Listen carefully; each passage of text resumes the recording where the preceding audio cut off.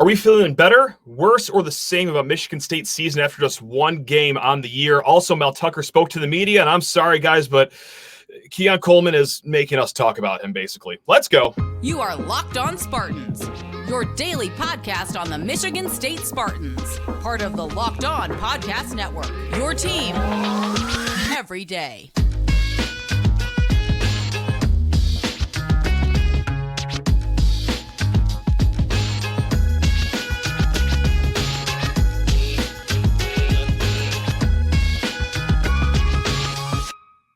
Today's episode is brought to you by Birddogs. Go to birddogs.com/lockedoncollege or enter promo code lockedoncollege for a free water bottle with any purchase.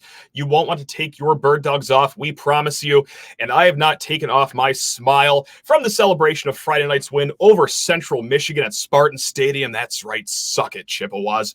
We showed you. But no, it's been all good vibes here this Labor Day weekend. I hope it has been just as great for you as well. If you ever want to reach out, LockedOnSpartans@gmail.com. I'm your host, Matt Sheehan. If you ever want to yell at me, well, there's the email. And on Twitter, Sheehan_sports.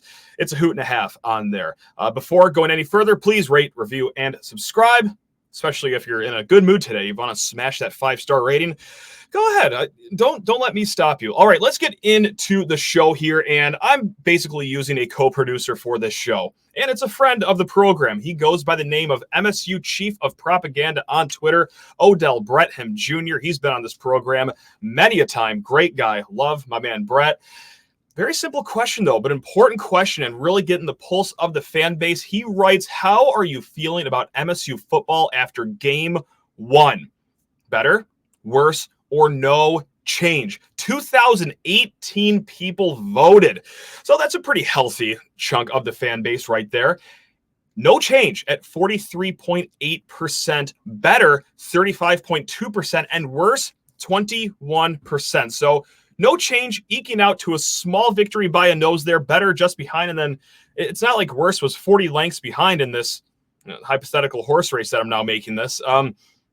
You can make an argument for all three. And I really wrestled with this too, because this was tweeted out about 2 days ago. And right when I clicked on it, I said, no change.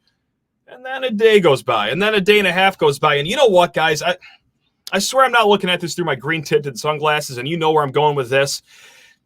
I have to say, I think I'm feeling better about the course of the season ahead for Michigan State after just one game against a middling MAC opponent at home. All right, I know this is kind of ridiculous to take this much out of it, but I really am more confident in Michigan State's season moving forward after game one. Now, I think it's good to preface it with this. I've always thought Michigan State was going to have a 6-6 or 7-5 season. That right there shows you where my expectations were going into the season. If I was thinking like 9-3, no, they did not match 9-3 expectations. So I think it's important that I state where I came into the season. 6-6 or 7-5. Yeah, that's a kind of a big number, even though it's just one win. 6-6 is a lot different than 7-5, but still, that's kind of the range I was at. However, I still think that Michigan State can be the 6-6 and 7-5 team. I'm just more confident in that prediction now. Confident that they are going to go bowling this season. I think we saw a lot of good things, plenty of what we talked about on Friday's show. No doubt. Really strong defensive line play. Now, Simeon Barrow is everything that you expect him to be week one against a group of 5 opponent. Derek Harmon solid as well. Zion Yun, my goodness gracious, that man is a dog. The secondary looks solid, and we will talk more about those guys because maybe we've neglected them a little bit here in our post-game coverage after the Central game. Nathan Carter, 6.2 yards per carry. We thought he could be an instant impact guy. He showed us all that on Friday night. Noah Kim, strong game. That's what we kicked off the post-game show with Friday. It's just, after a slow start, how strong he finished that game. He's going to be a plus player for Michigan State. And also, well, how about the guys, plural, I should say, that he is throwing the ball to these young receivers, Jaron Glover, Tyrell Henry, Christian Fitzpatrick. Not a bad debut from that trio right there. It's not just me saying this. It's not just me, Mr. Slappy Michigan State fan saying that. No. We are going to mosey on over to Twitter by way of PFF, Pro Football Focus, because Al Karsten, all right, he is on Twitter. He tweeted out a bunch of PFF grades for Michigan State. So go follow Al Karsten. Big Alfredo Sauce is his name on Twitter. But he is going to set the outline us for the rest of this segment as to why we feel a little better about this season. And we're going to kick it off with Noah Kim. He writes, MSU quarterback Noah Kim recorded an 85.6 PFF offensive grade in week 1, which is 17th best in the country and 4th in the Big Ten. Also writes that Kim had 5 what they call big-time throws, which were the second most in NCAA and the first amongst Power 5 teams. His adjusted depth of throw was 12.2, which is 23rd in the country, but also adds more context to that. What do all those numbers mean? Other than just being top 4 in the Big Ten. As far as Michigan State program track record goes, what does that mean? Al Karsten, our man over here, he adds this. The last time MSU had more than 3 big-time throws in one game was week 6 of 2021.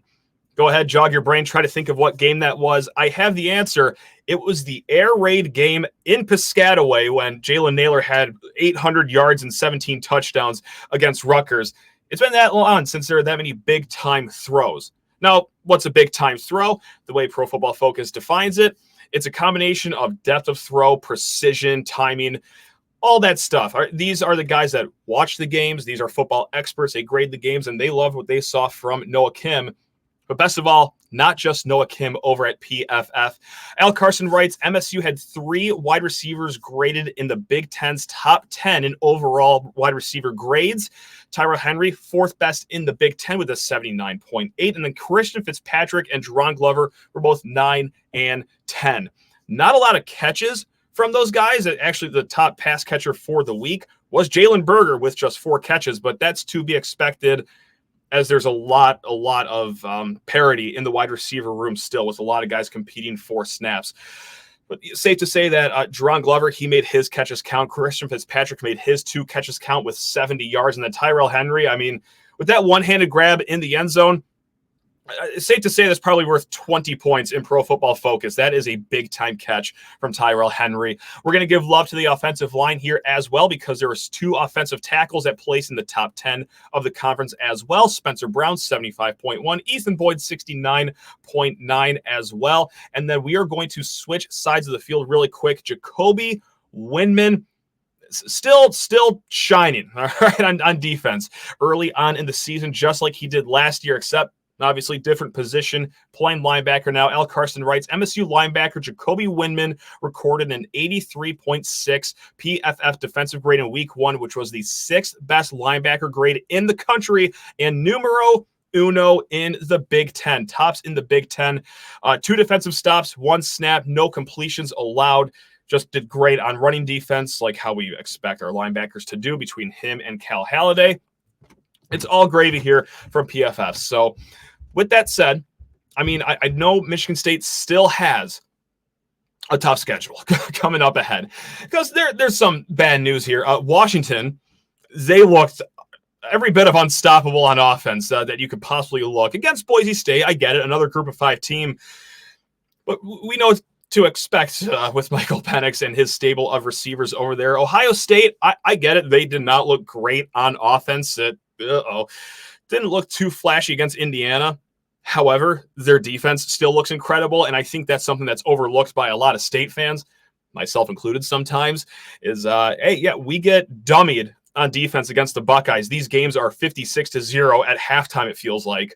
And we all look at that number of, oh my God, Stroud put up how many passing yards on us? Marvin Harrison Jr. had how many offensive highlights that are going to be shown during his draft day? But we never talk about how Michigan State fails to score against Ohio State as well. So unfortunately, their defense still looks pretty good. Michigan looks like Michigan against a pedestrian East Carolina team. And then Penn State, unfortunately, Drew Aller looks like him. However, we're going to leave this segment on a good note here. One more piece of confidence for the rest of the year. There are more than just those 4 teams I named that also play this weekend, and it was Minnesota and Nebraska. And did they both look like they were trying to have a contest for who could look the ugliest on week 1, and they almost both somehow won.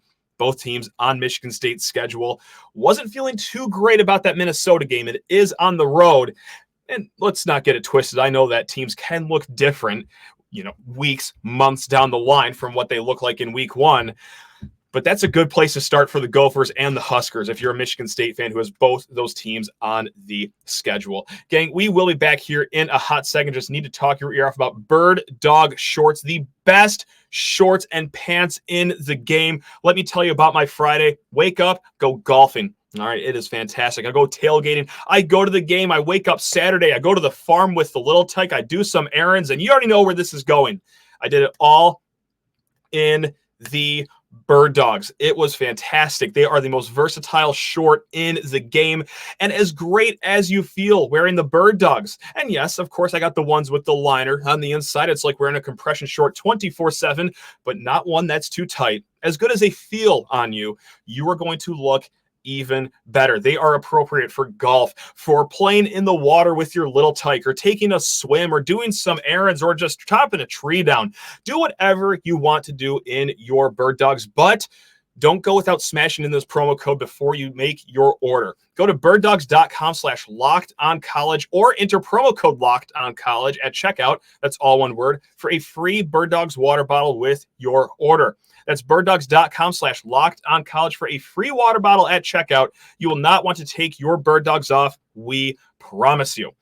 All right, let's get back into the mix here, talking Michigan State football, as we do here 5 days a week at Locked on Spartans. I want to talk about the secondary here for a little bit before we get into Mel Tucker's press conference, because we talked a lot after Friday's game, a lot of good, some bad, and then a whole lot of random. That's how we format our post-game shows.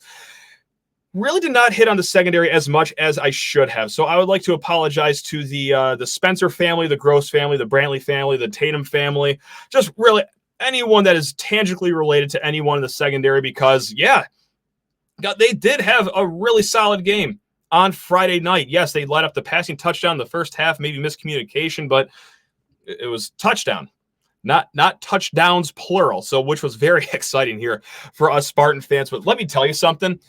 You could hear the thud on some of the hits that these guys were making, whether it was after a guy caught the ball or in the run-stopping game as well. Malik Spencer, incredibly active out there. 9 tackles on the game. Angelo Gross, I thought, very strong in the run game. And that's something that I always thought Angelo Gross was pretty solid at last season. It was a little different of a year last year for him. I think he was a lot more injured than was led on to believe, and that kind of translated in the passing game. But you could always count on him to meet someone at the line of scrimmage and lay the wood down, and he did that with 6 tackles. Chuck Brantley, tackle for loss. He's still a really big hitter, which is something he's always been, even since his true freshman year. And then Dylan Tatum as well, true sophomore. I mean, that's another young kid that's really stepped up and had a solid game against Central as well. But, man, between Spencer, Tatum, and even Jaden Mangum, sorry, I forgot to mention him, what a great young nucleus to have moving forward, not just this season, but seasons in the future. So, just had to shout out the secondary there because they needed more love than we gave them after the post game. Now, let's go over to East Lansing, where Mel Tucker had his weekly press conference with the media, even on Labor Day. That's right. Keep chopping, media. I'm sorry. I mean, you guys are very hardworking. You guys do great work for Michigan State's beat, but no day off for you on Labor Day, says Mel Tucker. Now, Mel Tucker started with something that seems like a lie. He said, quote, "Richmond is a really good team," Tucker said. He also said that MSU is preparing, quote, "like crazy for Saturday." And what else is he going to say, I guess? I'll shoot you straight here. I'll give you the real answer of how Richmond's doing. Incredibly underwhelming. And I know it's just one game, but they lost to Morgan State week 1 at home, 10-17. And this is a Richmond team that were rated inside the top 24 FCS. And no, you can't take everything after just one game, but woo boy. Wow. This could be a tough day for Richmond coming into East Lansing. But hey, Tucker doing his due diligence, making sure he gets the quotes out there to make sure his team is not going to take any days off here during practice. Now, there is some banter, not just around East Lansing, but the entire college football landscape about these new rules that have been implemented into our Saturdays. And if you haven't heard, the biggest rule is that there is no clock stop after you get a first down. In the days of yore, when there was black and white televisions, you get the first down. The chain gang gets a few seconds to move the chains, get set up, and then the clock starts again. That has been a hindrance on a few teams, and there was actually a really good piece, I believe, on The Messenger is the website's name, about how Rutgers truly used this to their advantage in their game against Northwestern. Rutgers in the first quarter had the ball for more than 13 minutes. Would you like to guess how many possessions they had in the first quarter? Not even a full 2 possessions. They would run, get the first down, take their sweet time. It was just truly run, like pass, run. They had a 16-play drive and just chewing up so much clock because you can now. Now, Mel Tucker was asked about this, if he thinks that it was an issue for him, because there's been a fair share of coaches that are complaining about this, and rightfully so. You actually do have to change how you strategize a little differently depending on the opponent. Well, Mel Tucker said, quote, "It didn't factor in very much this game. I didn't notice a difference." Is that true, Mel? So I actually went back and looked. Last year, Michigan State averaged a little over 64 plays per game. It was like 64.3 or something like that.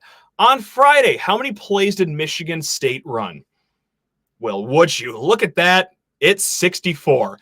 Pretty much the same exact amount of plays they had last year per game. So no, when Mel Tucker's saying that, I didn't notice any difference.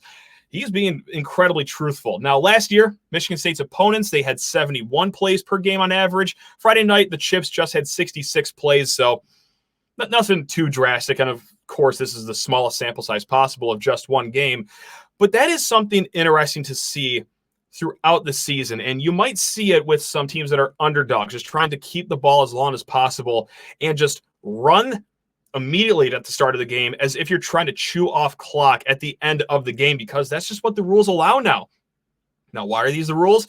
To shorten games, to make it more fan-friendly, or I could just talk to you like an adult and tell you the real reason. It is to sell more commercials for these networks, because the actual time of the game on television, not too far off than what it was before these rules have changed. So shout out networks. What a year you guys are having. Let's go to a piece of news that's actually not that great for Michigan State. I don't even know how to spin this one positively for Michigan State. Of course, the incident with Alante Brown was asked about. If you don't know what I'm talking about, I don't know how you missed it, but Alante Brown on the opening kickoff of the season, he gets hit. He gets stunned pretty good. He freezes up. He hits the deck. He's carted off the field, which is usually a great rule of thumb. And hey, maybe this guy should be missing the rest of the game, if not multiple games, because, well, when head injuries happen, that's not good in the year of our Lord 2023. This plays maybe 2 decades ago, before we all knew anything about head injuries and the severity of them and how they are caused and all that fun nature. But no, Alante Brown was back on the field, returning the kickoff that same half. Now, he did end the game in street clothes, but tell me how it makes sense. Guy gets hit, freezes up on the field before he even falls to the ground, gets carted off the field, returns a kickoff later in the game, and then ends the game in street clothes. I'm not going to claim I'm a medical professional. I'm the furthest thing from it, quite frankly. I don't know how many other places in the country that is protocol for any injury, let alone a head injury. Tucker was asked about this and said, quote, "All those decisions are medical." Tucker said he also had nothing to do with the decision to put Brown back in the game. Well, it's a damn shame that you're the head coach, Tucker. This isn't a press conference with some grad assistant who has truly no say in the personnel that goes on the field. No, you actually do have a say at who goes back into the games. Now, I'm not completely naive here. I know the head coach has 100 things to worry about, and maybe he let this one fall through the cracks. He didn't know that Alante Brown was being put back out on the field. Maybe that was a Ross Ells decision, the special teams coordinator. Still, it ladders up to the CEO, and someone has to be responsible for it. Obviously, the blame is going to go to the medical staff here, according to Mel Tucker, but everyone's got to take a little bit of the blame here when it is this bad. And the thing that kind of drove me up a wall about it the most, no, hold on. hold on, I'm going to check myself. What drove me up a wall about it, the second most on this list, the first being Alante Brown's health, obviously. I just didn't feel like that had to be said, but want to circle the wagons here. The second thing is, we did this to get a guy back on kickoff for a game against Central. I'm not saying it's any better, but if it was like a star player in the fourth quarter of a massive game that you need him, that's still terrible to get him back out on the field, but I can at least see why you would do that. Yeah, it doesn't make it any better, but let's just be adults about this. That probably would factor into some decision-making if you need that player back out on the field. I don't think we needed Alante Brown back on the field for a game against Central for kickoffs, but yeah, that story's not going away. No, it's not just me being all soft and, oh, you're just crying too much. Like, no, there are some national talking heads out there, some neurosurgeons, some people that actually have degrees in this field that are speaking about how terrible that was. But man, it was our medical staff. We'll get a new medical staff then, because that optically was horrible. That's not good. Anyway, all right, gang, we will be back with one more snippet, and we're going to talk about our favorite Seminole here in a hot second. But first, get ready for the NFL season with incredible offers from FanDuel, America's #1 sportsbook. I did my best to put a dent in FanDuel this weekend. Had a parlay of Minnesota money line, Utah money line, Malik Carr anytime touchdown.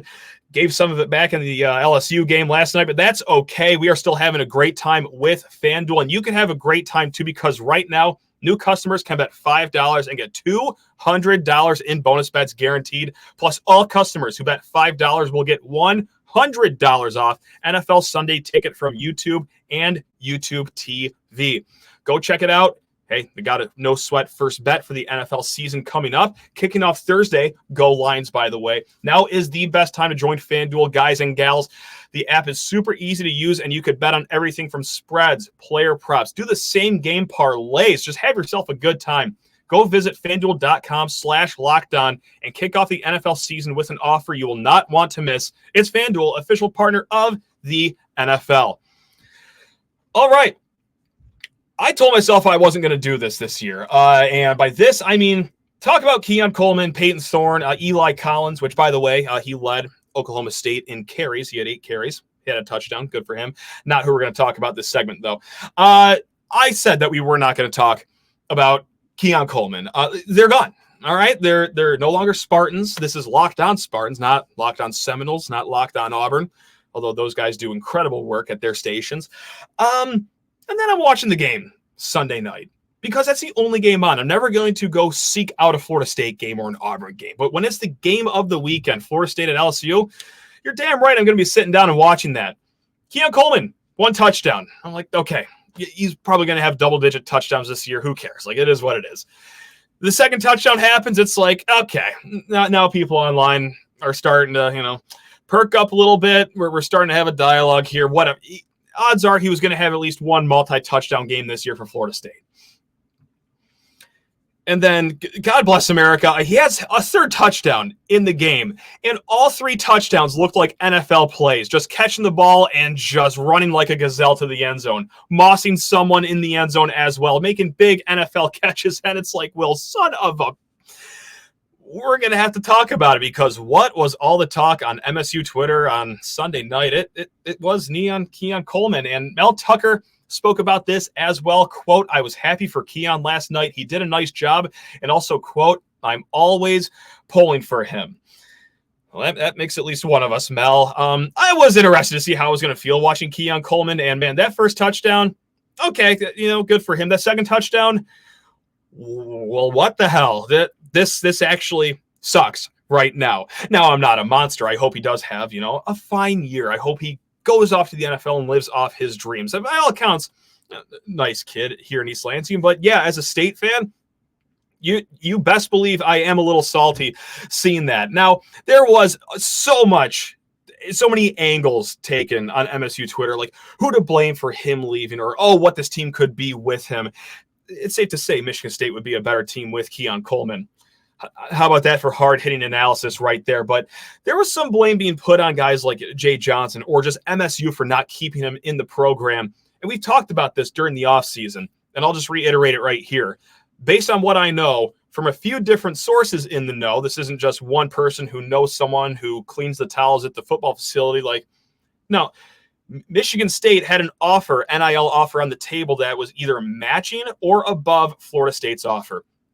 Eventually, you just don't want to be here anymore, right? And that is exactly what happened.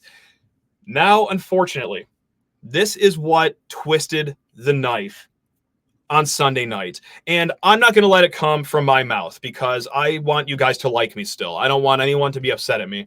So we're going to go to Colton Pouncey. All right, he did great work for Michigan State's beat when he wrote here for The Athletic. He has since moved on to covering the Lions. He talked about Keon Coleman on Sunday night on Twitter and said, yeah, he 100% made the right call leaving.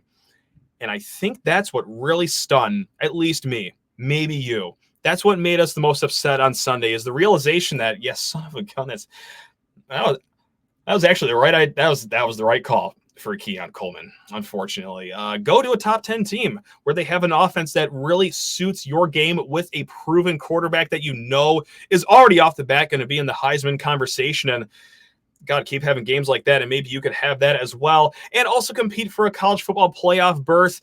Get yourself nationally known instead of just staying here in East Lansing and competing for a Music City Bowl bid. Guys, I don't want to say it. That makes me very sad to say, and I know that you guys don't want to hear that. I could already hear you guys thumbs downing this video right now. Please still leave a 5-star rating, though. That'd be awesome. But that made things even worse. It's that you saw why he left here. And that was really the kick in the nads right after that. Now, there are some that are out there saying, how could the coaching staff let him leave? Maybe it wasn't even NIL because, very clearly, I don't think it was. Based on everything that we know, Michigan State had the best NIL offer on the table. How could the staff let him go? Or, Jay Johnson looks terrible for doing this. Hey, Keon wanted to be told that he was going to be the center point of this offense, or maybe he left because he felt like he wasn't going to be the focal point of this offense because the coaching staff couldn't promise that to him. Let's just use our heads then for that. If Keon didn't know that a year removed from getting the most targets in the offense last year, which he did, if he didn't know that he was going to be the focal point of this offense, that's just kind of on him, right? He was going to probably get 200 targets. And I don't even know if that's an exaggerated number. That could very well be close to the real number that he would have looked at this year. But I don't think there's anything that Jay Johnson really could have done, guys. Could he said verbally, hey, we're going to throw you the ball a lot? Yeah, but that should have just been known. That has to have been known. So I don't, guys, sometimes it just is what it is sometimes. And I fear that that's the situation we've got ourselves in here. Now, I really hope this is the last time we're going to talk about Keon Coleman because, quite frankly, I'm as tired of talking about it as you guys are hearing about it. But after 3 touchdowns on national television, and that's kind of consuming all the space amongst conversations amongst Michigan State fans, we got to talk about it. So, again, hopefully the next time we talk about him is either never or it's after another 3 touchdown performance, this time against Michigan in the college football playoff. We'll see. It is what it is. It is what it is. But, hey, you know what? We can hang our hats on that. If not for nothing, Tyrell Henry, Jaron Glover, Christian Fitzpatrick, they're looking solid right now. Not quite like Keon Coleman status, but Courtney Hawkins is doing some great things in that receiver room with these very unheralded guys on the recruiting trail. So I'm still feeling okay about Michigan State's passing game for now. But yes, thanks for letting me just banter about that, guys. And thanks for listening and watching as always. You guys are truly the best. We do have some episodes coming up with the guests that I think you're going to enjoy. I really hope. I guess that's going to be for you to decide. I guess you'll just have to listen to the next few episodes here of Locked on Spartans to judge for yourself. But until then, gang, I love you all. Let's go have a great week. Go Green.